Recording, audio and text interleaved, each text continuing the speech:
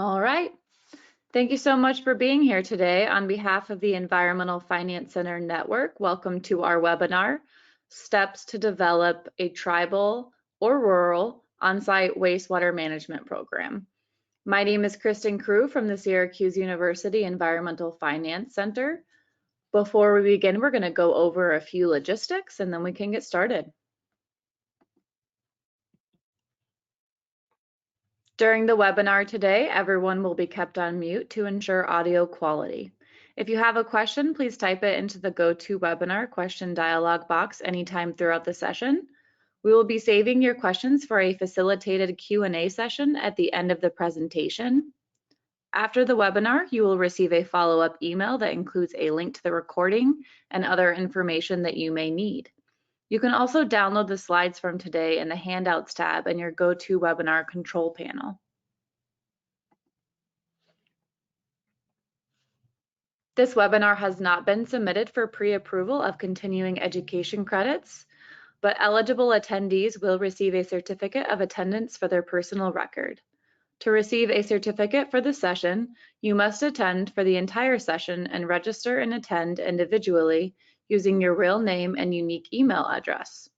Certificates will be sent via email within 30 days of the webinar date. If you have questions or if you need assistance, please contact smallsystems@syr.edu.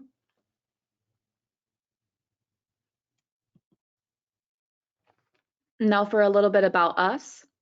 The Environmental Finance Center Network provides training and technical assistance to small water and wastewater systems in all U.S. states and territories through our building technical, managerial, and finance capacity programs. If your community or utility needs assistance with drinking water or wastewater system management, please feel free to contact us through our request form, which I will be sharing shortly in the chat.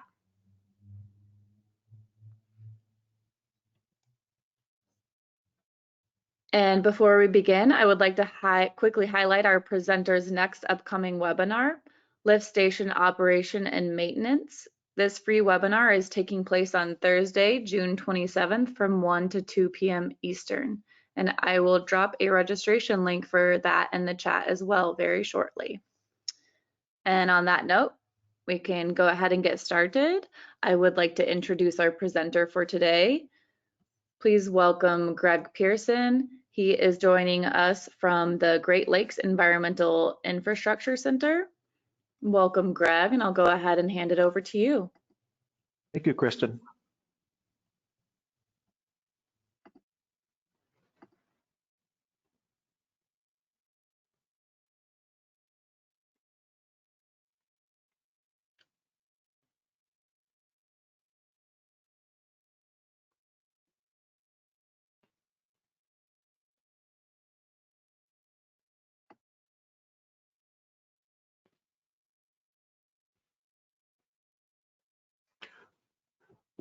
Can you see that title slide okay, Kristen? Looks great. Okay. Welcome, everyone. Thank you for that introduction, Kristen, and welcome to today's webinar. It's originally steps to develop a tribal on-site wastewater management program, but I've added the words or rural because a lot of the concepts we're going to be talking about would apply to a rural community or a housing development or a township as well. So I'm going to go off camera now so that the slides can be full screen.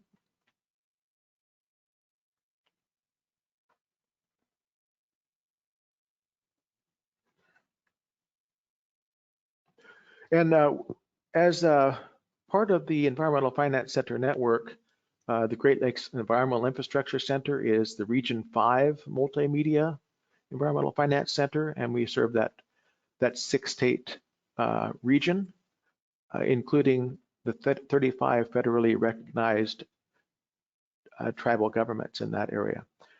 And we provide training and technical assistance, of course. It's absolutely no cost to systems that are less than 10,000 or less than 1 million gallons per day in their wastewater. And we have a special focus on asset management and infrastructure funding. There are some possible funding opportunities for on-site systems as well. I encourage you to get in touch with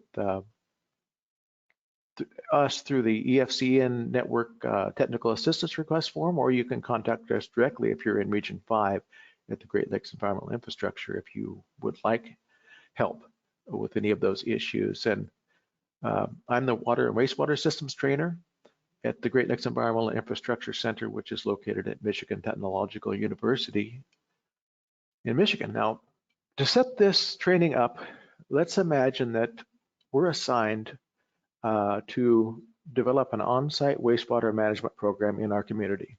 This could be a tribal community or some type of rural community or a housing development. And the situation is that we learn about is that there's many failing on-site systems in the community.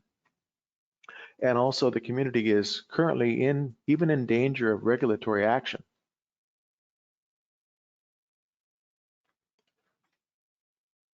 So we ask ourselves first, what could be causing all of these systems to fail? And I've gotten this responsibility in the middle of kind of a system failure. Where do I start?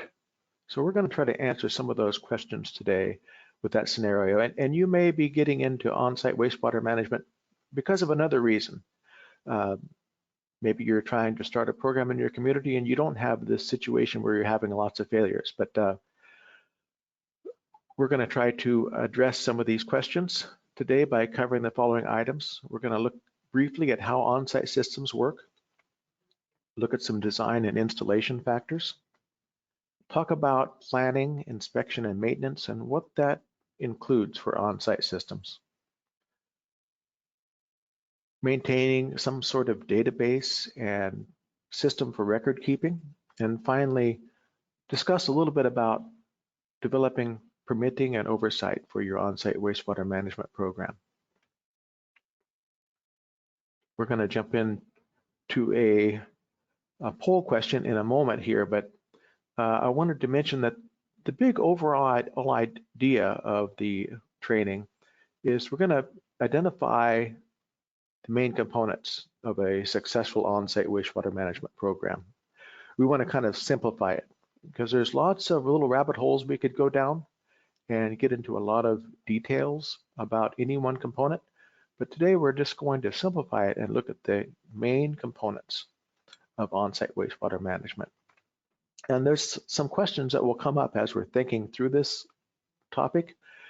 What resources are there already available to us that we can use? And I've shared in the reference handout some links that you can access those that include inspection checklists and items to use to evaluate the site and the individual application for the installation. And you can use those resources to help you create a management program. And what are the main factors that affect the on-site system performance? We're going to discuss some of those factors today. And where do we start? Let's jump into a poll question here, our first poll.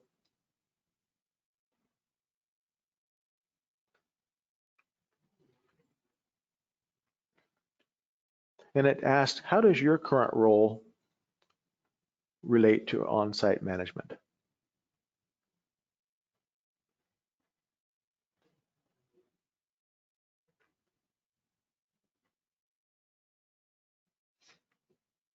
And Kristen, after all, I'm actually not able to see those after all. So if you could please go ahead and talk about what the answers are. Absolutely. Give everyone just a couple more seconds. It looks like most people have put in their answers. I'll be closing the poll in 3, 2, 1. All right, Greg. So 56%, most people said other. A short second, 40% said I conduct regulatory oversight of on-site wastewater systems. And then just 2% have a septic pumping business, and another 2% conduct maintenance of on-site wastewater systems in their community. And Someone dropped in the chat that they are a consultant and an advisor. Okay, well, thank you for your participation. That gives us an idea of who's attending today and maybe who I can ask to give us more input about some of the topics we'll be discussing today. So the first topic we're going to look at on a kind of a basic level is how do on-site systems work? And we have here on our screen kind of a simplified model of a septic tank. And you see the sludge at the bottom as D and clarified water as C in the middle and B, that scum. And we see the inlet T and the outlet T that are keeping those solids in check. So the basic on-site system, the simplest and conventional form of on-site wastewater is a septic tank with a leach field. In the septic tank, there's some physical separation of solids from liquids. The settleable solids settle to the bottom as sludge. The floatable solids, mostly fats, oils, and greases and scum, floats to the top. And we have our outlet T there and baffles to keep that sludge, that scum from entering into the water flow or the solids. And what's also happening is there's some anaerobic decomposition of solids occurring in that tank. As the water flows from the tank, that clarified water, into the leach field,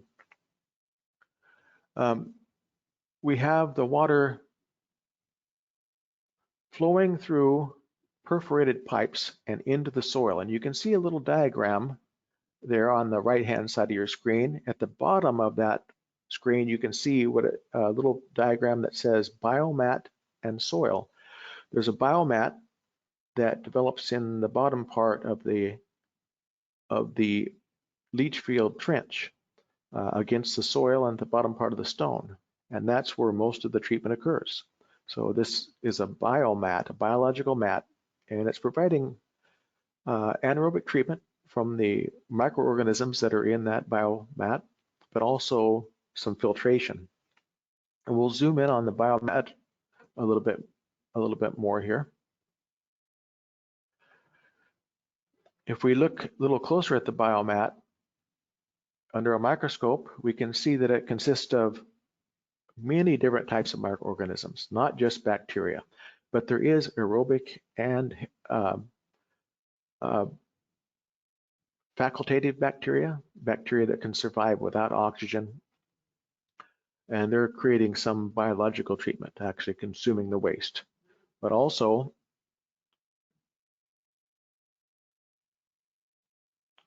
there's adsorption and filtration going on, and this is where the majority of the drain field treatment occurs, right in this biomat.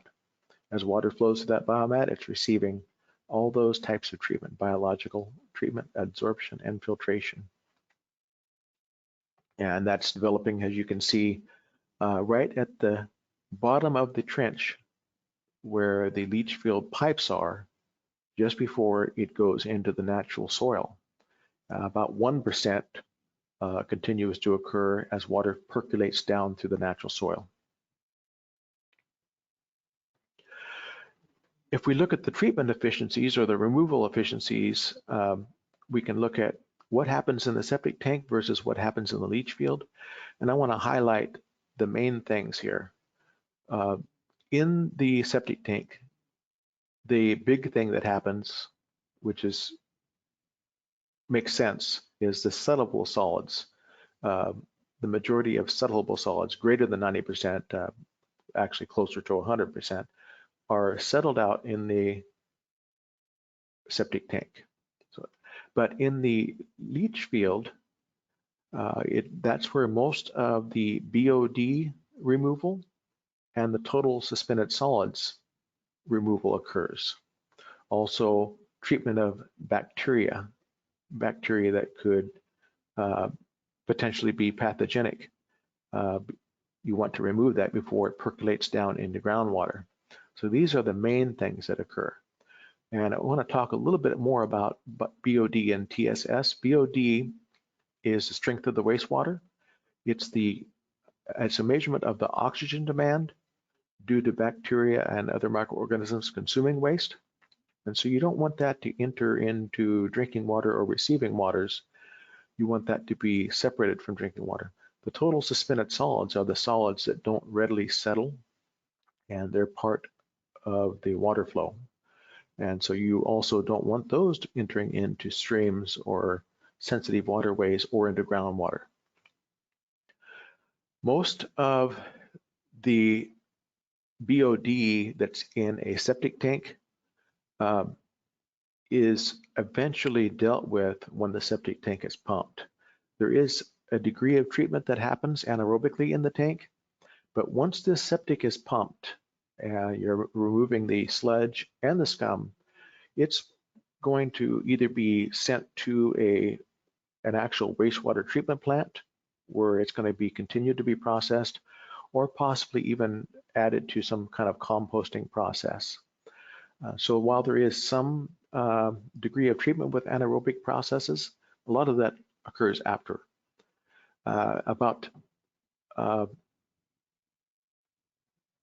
40% of the BOD is in either suspended solid or dissolved form, which continues to the drain field, and treatment occurs in the drain field. And you see that 40% of the BOD on the right-hand side of your screen being treated in the drain field, and below that you see in the soil, less than 1% is treated by the natural soil processes after water percolates down through the soil. Now, I want to talk about some design factors that you can apply to your program. First of all, we can estimate flow in gallon per day, and we can use that for a variety of purposes. And we're going to have an example pretty soon where we estimate flow by the number of bedrooms of a house, which is a common practice for a residential house. But we can use estimated flow to do a couple different things, to estimate the length of our drain field pipe and also the size of our tank. And so first of all, our tank, as a rule of thumb, should be at least about 2.5 times the average daily flow in gallons per day. Also, another design factor is the quality of the wastewater. And we're looking at the concentrations of things like biochemical oxygen demand, total suspended solids, the existence of fats, oils, and greases that we call fog, and some things that can complicate the wastewater quality is flows from like garbage disposals and other things that might be sent down into the septic system that aren't supposed to actually be in the septic system. Those can all cause complications and cause there need to be a larger system or a system that has added treatment capability. The permeability of soil is a big issue. As you saw in the previous slides, most of the treatment occurs in the leach field, and so we want water to be able to flow freely from the leach field through the soil and to be dispersed and eliminated from that treatment system so that it can treat the new water coming in. When you have good, well-draining soil, it's sandy and has gravel in it, it has good percolation. Generally, you can size your drain field at a minimum of about 1 foot, linear foot of drain pipe per 1 gallon per day of flow. If you had more difficult soil where it has slower percolation, such as silts and loams, you might need a larger leach field size, perhaps 2 foot per 1 gallon per day would be some rules of thumb that you could use. And if you have very difficult soils like clays, you might actually have to have a mound system, which basically just equates to adding percolating soil on top of your existing soil, and probably having to pump that up to the top, the wastewater to the top of that mound, and then allowing it to flow through your added soil. Another design factor is the depth, the ground depth to some type of limiting factor. And by limiting factor, that could mean a high water table, where we don't want to be contaminating the water table. So if we're very close to the water table, or if the water table can rise during flood conditions or winter conditions, that would be a limiting factor. Also, if you have bedrock below, that could also limit the ability of wastewater to the treated wastewater to flow away from the drain field, which would cause it to be flooded and saturated. Also, you might have something like saturated bedrock. That's supposed to be BEDROCK. Sorry about that. But fractured bedrock would cause a potential vein through which wastewater could flow directly to a drinking water source. So those are all things we would need to consider. And the last thing is the distance of our septic system and leach field to water sources such as wells, or even property borders and buildings as well. So if we don't have a whole lot of room to treat water with our drain field, we may have to install some type of pre-treatment like a filter or aeration. And we also have to design the location of our system so that we're far enough away from wells. Generally, the minimum that I see is 50 foot at least from a water well, and 10 foot from a building. So we talked about this a little bit, about estimating based on daily flows. So there's a formula that is often used in the industry, and estimated flow per bedroom for combined flows. Combined flow meaning any water that goes down the drain: clear water, gray water, and black water. Black water meaning toilet flushing. So we can estimate about 150 gallons per day per bedroom as a design rule of thumb. And we can estimate based on those what should be the size of the drain field and the septic tank. And we talked about the septic tank would be about 2.5 times the flow. So for a 3-bedroom house, our flow would be 150 gallons per day times 3 bedrooms, about 450 gallons per day. For the size of our septic tank and leach field, we can use that 450 gallons per day. For example, the leach field design, it would require a minimum of 450 feet of leach line, because we said about 1 foot, linear foot of leach field for every gallon per day. If you had more difficult soil, that would be longer. And the septic tank, we would multiply that 450 gallons per day by 2.5, which we need at least 1,125 gallons of volume. So we'd get the closest size that's available to that. Maybe it comes in 1,250 gallons or 1,500 gallons from the source that we purchase it from, but we would need at least that amount. Also, we can estimate flows based on some rules of thumb, and you have some of these charts in the resources that I've shared with you. There's some links there. And some of them are per person. For example, this one that I've highlighted here with the red circle, some kind of a meeting hall that does not have a kitchen. So evidently this just has a bathroom. So we can estimate that based on either per 10 square feet or per person. If this assembly hall regularly had meetings with 100 people, we could times that 100 people by 1.3 gallons per day. So 1.3 times 100 is 130. So that would help us to size our leach field and septic requirements. And we might have multiple types of buildings in a facility. Now, this slide gets to more, why are we doing this? And it's an unfortunate fact that about 30% of septic systems do fail. And that doesn't have to be the case. The septic system does not have to fail if we operate it and maintain it and inspect it. The leach field, to a certain extent, is kind of self-cleaning as long as you don't overload it.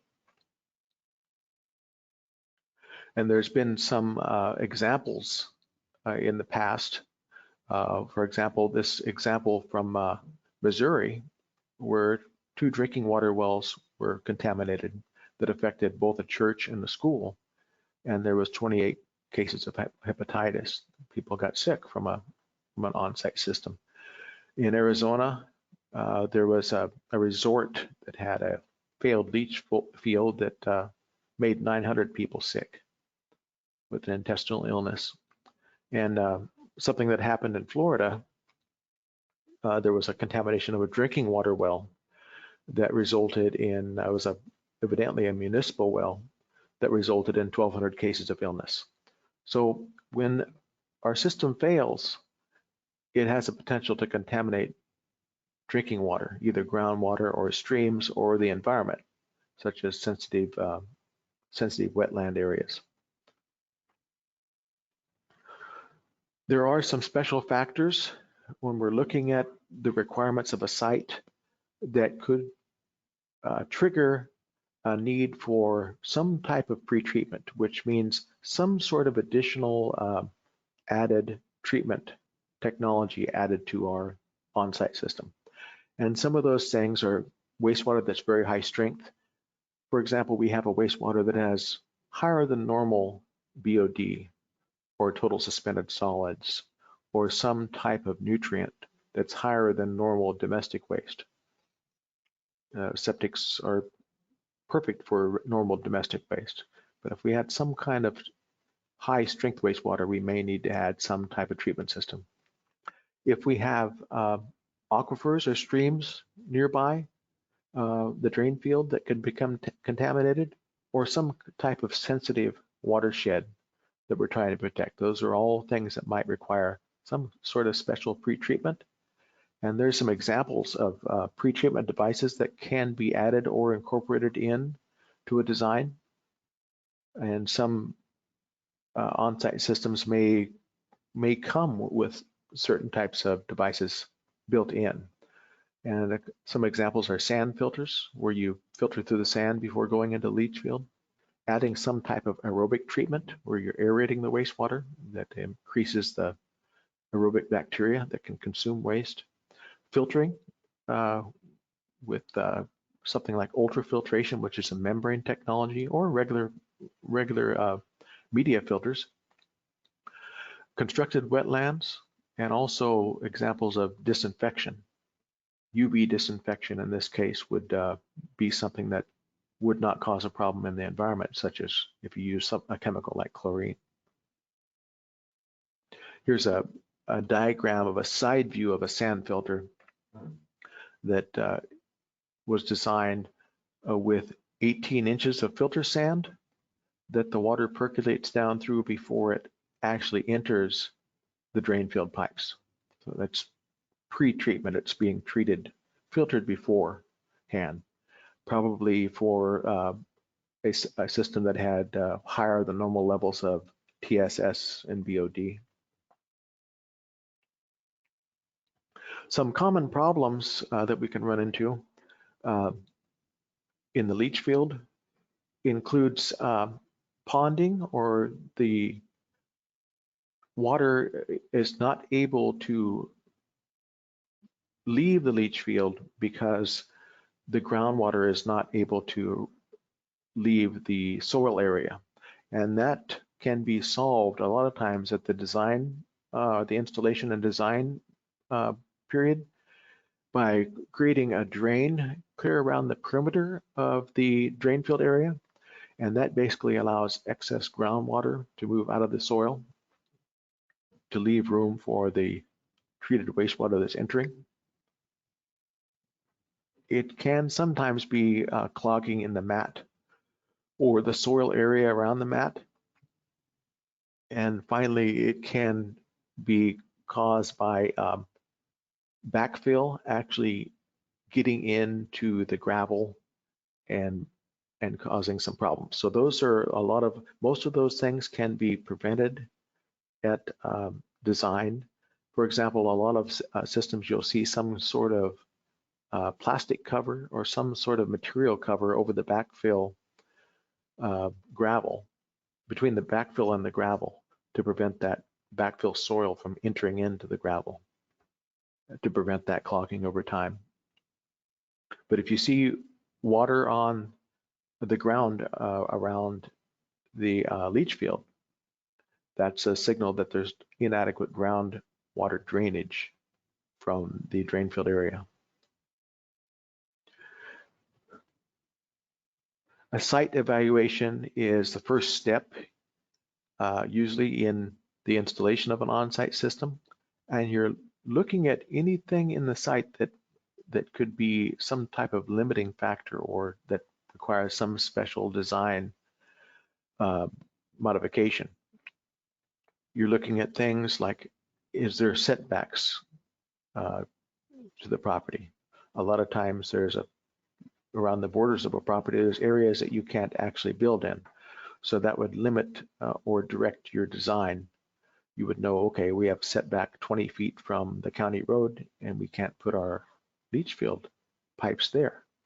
Of course, any physical barriers like trees or rocks, you don't want to be around trees where there's going to be root intrusion and other items that might interfere. You're also looking at what's the contour of this site. You don't want extreme slopes. Also, any existing buildings or proposed buildings, you want to normally stay at least 10 foot away from those. And locations of streams and wells, you want to be at least 50 foot, sometimes more, depending on the local regulations from those, because you want to prevent contamination. You're also going to include a soil evaluation. You could call it a geological or a hydrological evaluation in some cases.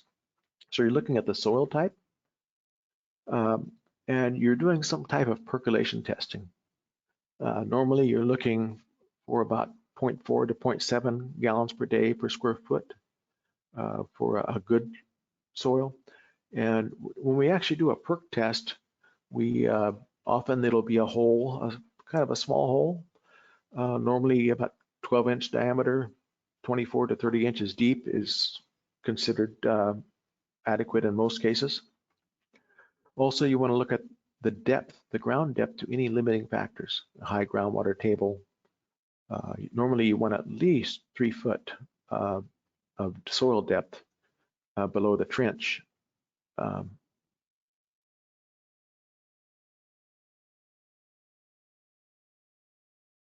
And lastly, there might be some cultural evaluations as well. There could be sacred grounds or burial sites or archaeological sites that you want to avoid. So those are all aspects of an initial site evaluation when installing a new on-site system. And to drill into the perk test a little bit more, you can see I've drawn a little diagram there on the lower left of your screen with the arrow indicating down. That's our 12 inches diameter, 24-inch deep hole. And in practicality, we're actually looking at how many inches, after we fill that hole up with water, how many inches does it drop per hour?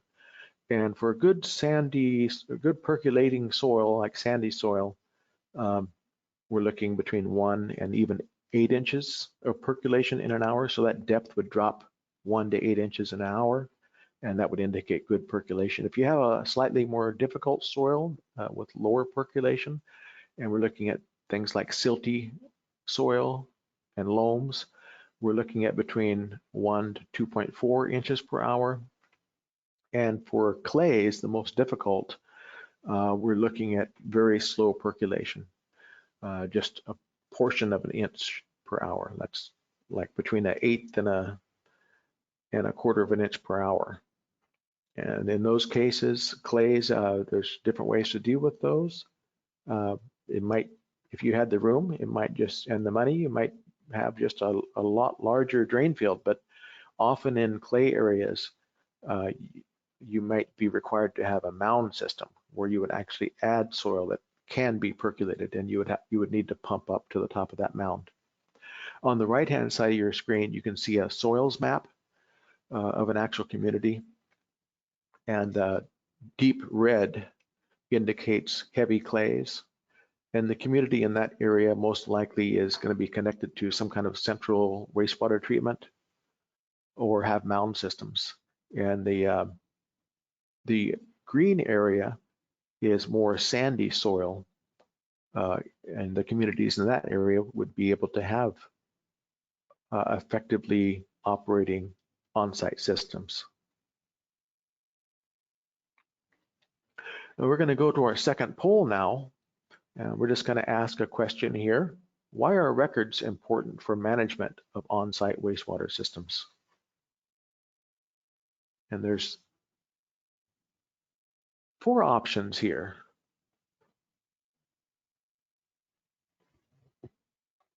I can read out those options too. It's ability to locate system components, plan inspection activities, track repair and maintenance, or all of the above. And so far, 100% of people have the same answer. There's an overall consensus here. Oh, great, great. Well, thank you for your participation. And that was kind of a giveaway question, wasn't it? But obviously, all of the above. We need to know accurately enough to locate the system in the future. I don't know how many times I've seen old rural places, whether in personal experience or as a technical assistance provider, where we don't know where things are, and we have to find some kind of way. We have metal detectors and all kinds of devices to try to find these system components. So much easier if we just have some way to record them in a map or a diagram or even a verbal description. And to plan inspection activities. How do we know when the last time an on-site system has been inspected unless we have a record of it? How do we track how many times there's been a maintenance problem with an issue with a certain system unless we track it and write it down? So obviously all of the above. Thanks for your participation. Hope everyone's doing okay, and hope you're learning something and following along.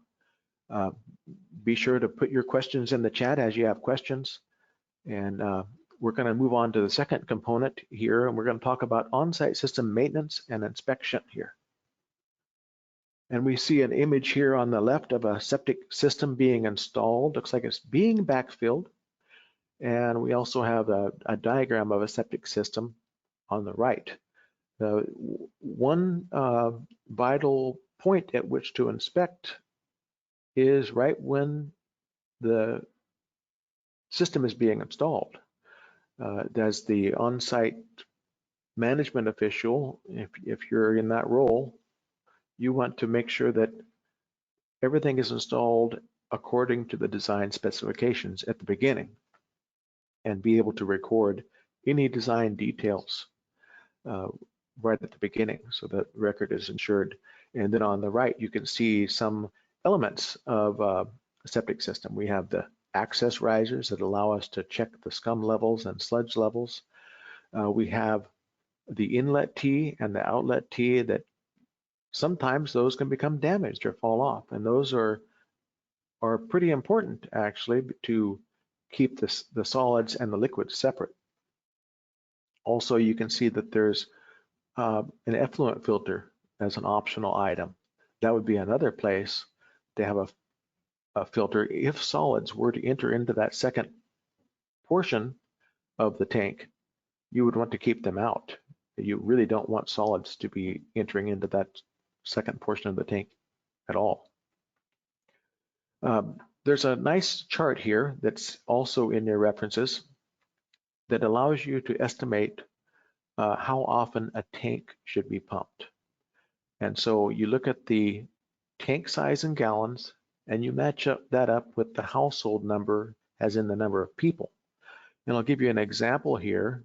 If we had a septic tank that was 750 gallons and we had a household of 4 people, you would need to pump that tank at least every 5 years. That gives you a good rule of thumb.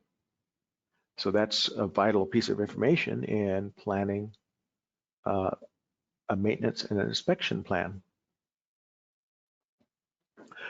In general, if you're going out and trying to figure out, you haven't started from the beginning and you're midway into this thing and you have a lot of septics that already have some sludge and some scum in them, one rule of thumb is to pump when the combined sludge and scum layers are up to 1/3 of the tank volume, which means you're left with 2/3 of the tank to hold the liquids.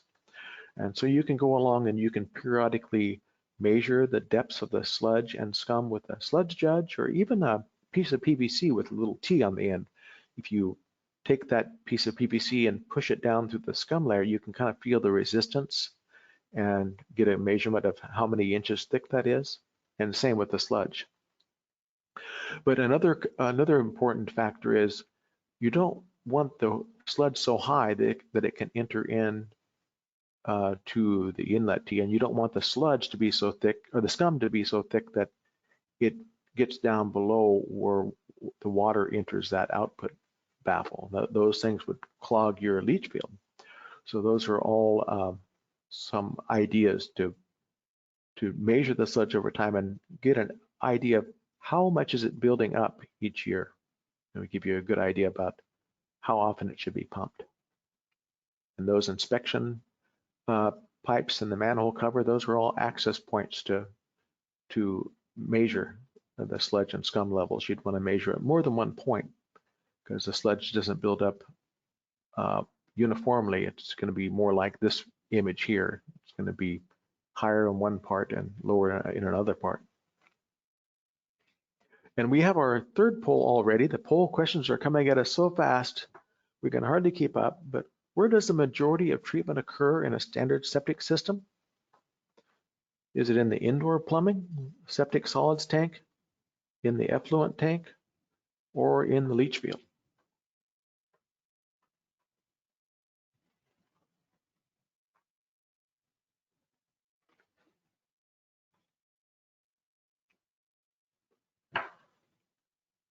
All right, go ahead and get your answers in. I'll be closing the poll in about 10 seconds.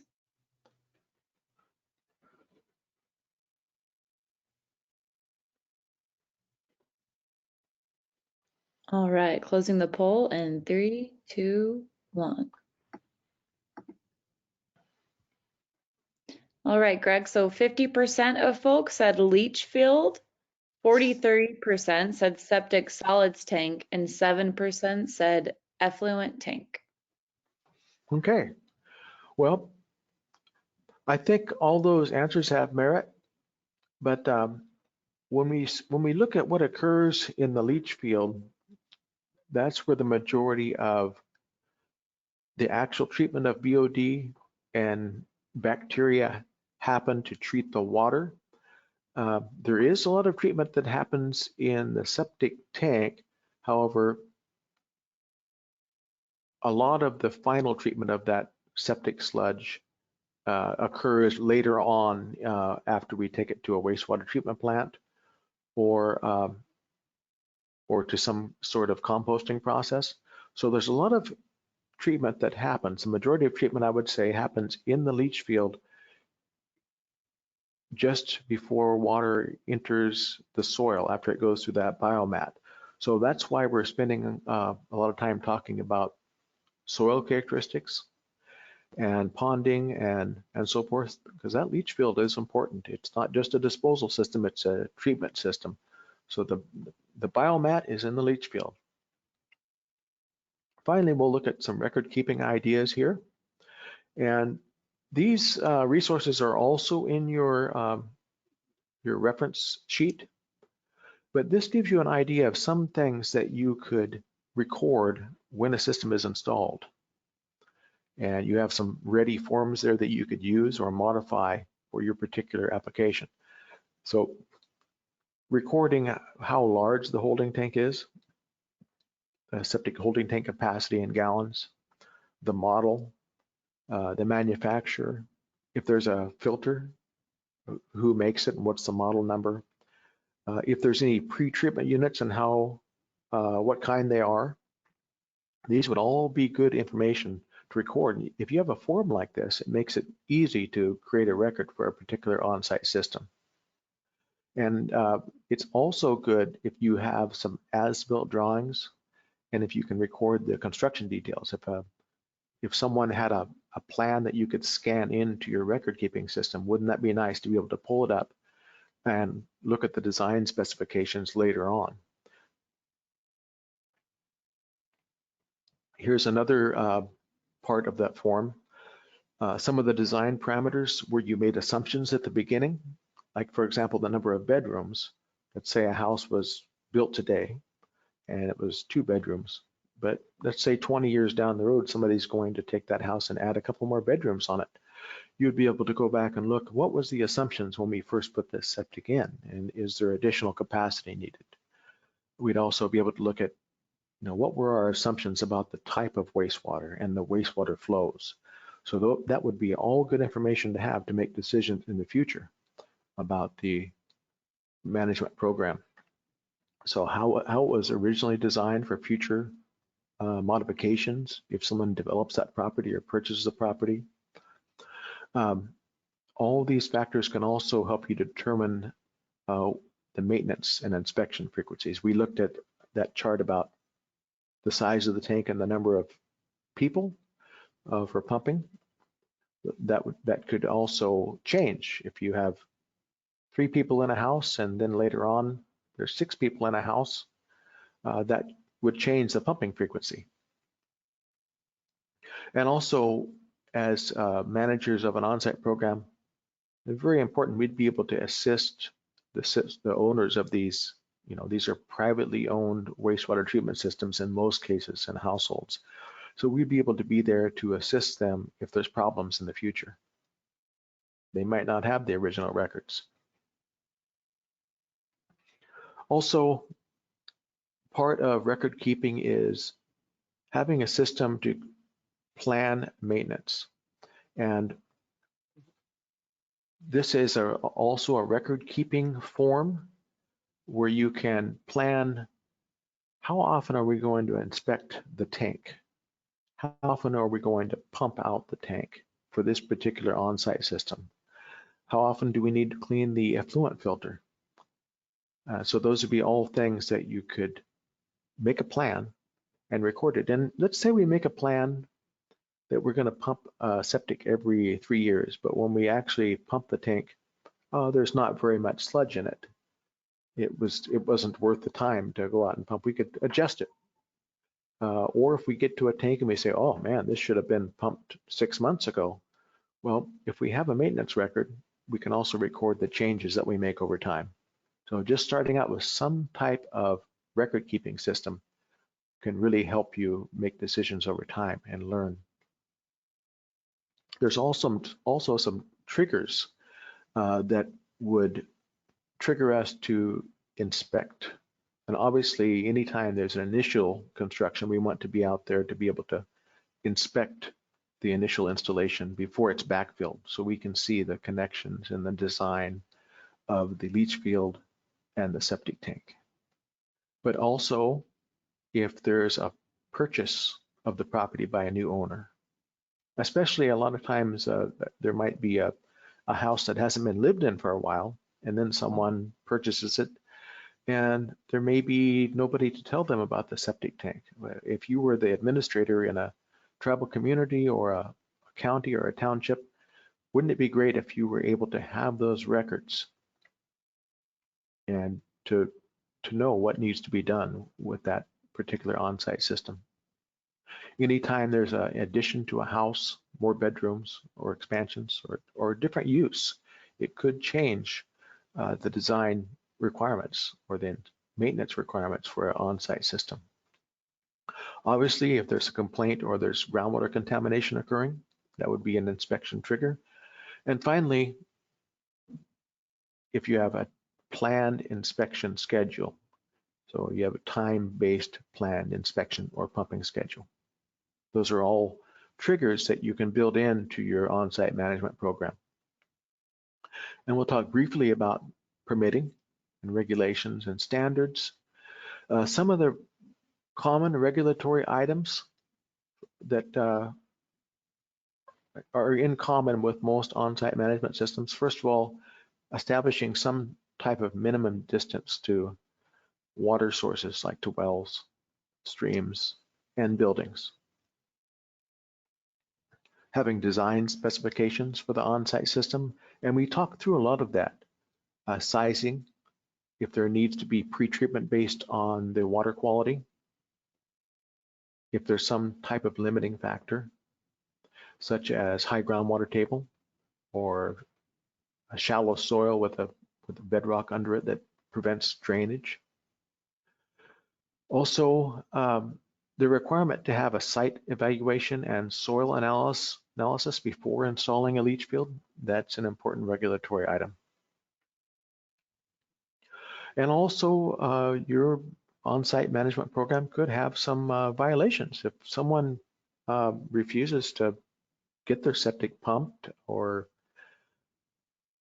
fails to do the proper maintenance, like changing filters and so forth, or they have problems that cause contamination of things like groundwater and neighboring wells, well, that would be a violation that possibly could result in some sort of fine or something. And finally, notification requirements.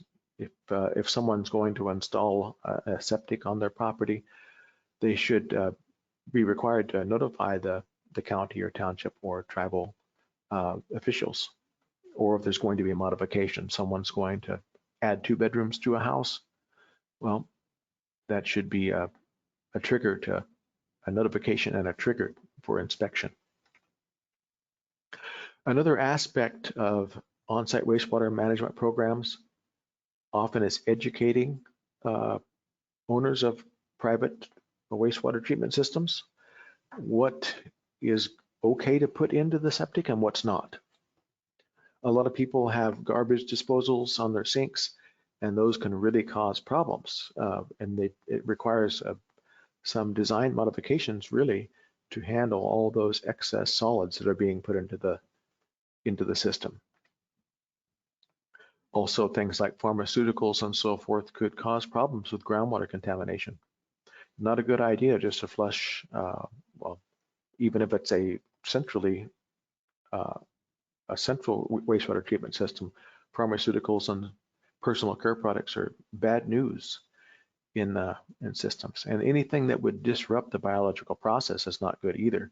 Like, for example, you don't want to pour a gallon of bleach down your drain. That could really interfere with the treatment processes that are happening in the septic and the leach field. And finally, you can track the performance of your on-site management program. You kind of track your own performance over time. And some of the metrics that you could use here on the graph that you see on the left-hand side of your screen, a program was tracking how many permits they issued overall, how many alternative systems or possibly systems that had pre-treatment or mound systems, how many of those that they needed to install, and how many problems, how many complaints or problems were there, how many systems were failing. And you can see the number of complaints slightly going down in their chart there in 2012, because over time it looks like they were solving problems. So on-site problems per year, complaints per year. Also, another metric would be the groundwater monitoring results. I remember working with one tribal system in Southern California. There was a lot of septics up on a higher elevation, and they started getting, over time, their nitrate levels in groundwater wells were rising.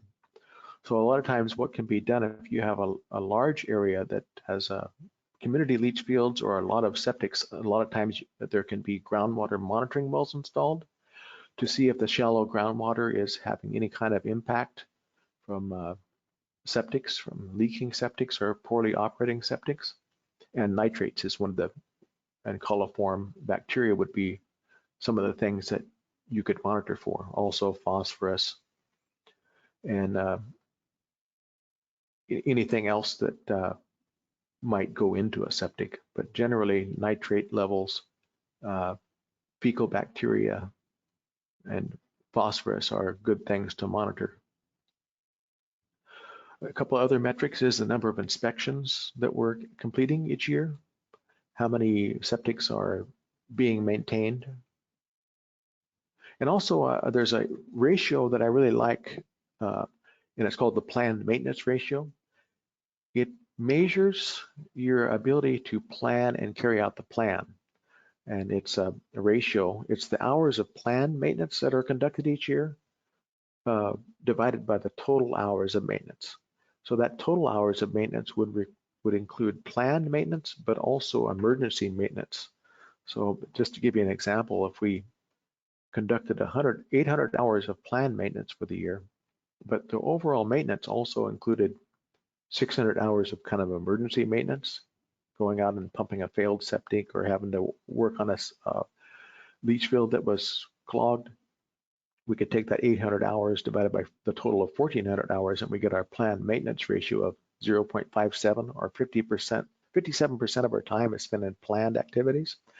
And you want that to go up over time because you would like it if 100% of the maintenance you conducted was planned ahead of time. And our last poll here just asks which item below is typically a recommendation and not an actual regulatory requirement.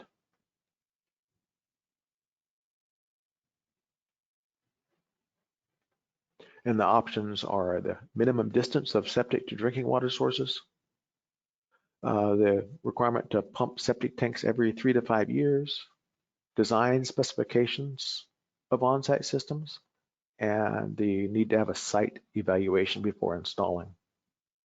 But which one is a recommendation and not a requirement, typically?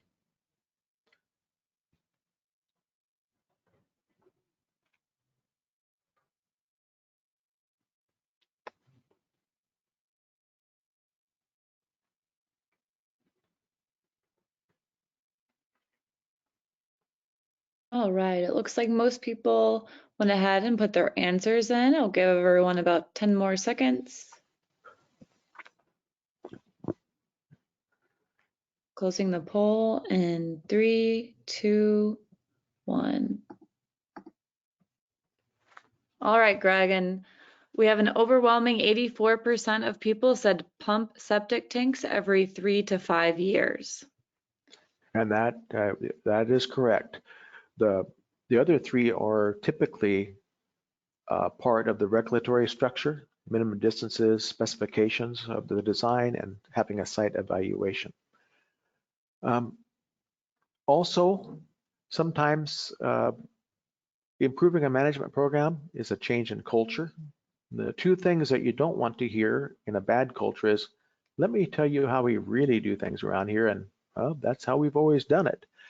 Over time, you can change that to, hey, let's update this asset inventory with the new data. Let's update our records. And our organization continues to learn and improve through the asset management process. Asset management meaning looking at the on-site wastewater treatment assets, keeping appropriate records, and planning our maintenance and inspection activities. So concluding this presentation here, the steps to develop an on-site wastewater management program.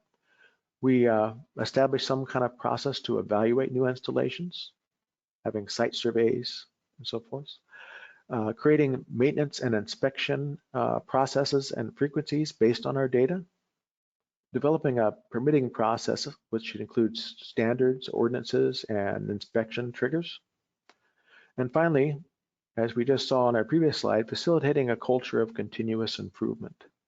And I want to thank you all for participating today. If you'd like to share one thing that you enjoyed learning about today in the chat, please do so.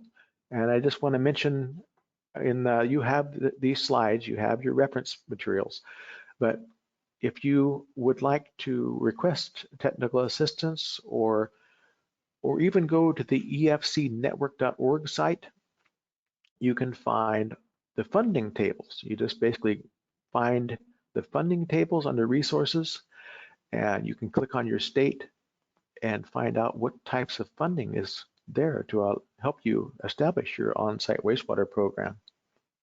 And I'll leave you with these contacts here. The Environmental Finance Center Network is efcnetwork.org. Our center in Region 5 is Great Lakes Environmental Infrastructure Center, gleic.org. And if you'd like to contact me by email, it's pretty simple, gpearson@mtu.edu. I'd love to hear from you, and you can ask me questions there. And I'm going to stop talking now and hand it back over to Christian. Thank you, Christian. Thank you so much, Greg. And I think that a good sign of a nice webinar is when there's not too many questions. And we actually don't have any today. So I think that's a good reflection of the presentation that you just gave. I want to thank you. I appreciate you sharing your expertise with all of us today. Following this webinar, each of you will receive a follow-up email with the slides from today, as well as a link to the recording. We also ask that you please complete the webinar evaluation following this webinar so you can let us know your thoughts on today's session. This helps us plan future webinars that are on topics that are important to you.